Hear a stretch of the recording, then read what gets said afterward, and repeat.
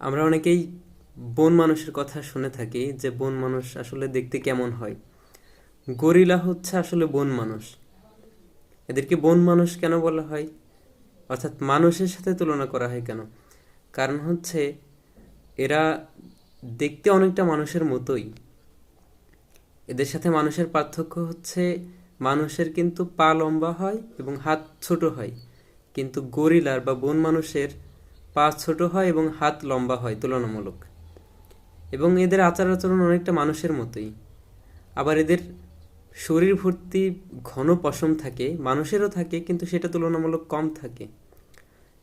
এদের ব্রেন থাকে ছোট সাইজের, কিন্তু মানুষের ব্রেন থাকে একটু বড় সাইজের, এবং মানুষের ব্রেন একটু উন্নত টাইপের হয়, অর্থাৎ চিন্তাধারা, বিবেক, বুদ্ধি এগুলো থাকে, এদের থাকে না। এটাই হচ্ছে পার্থক্য।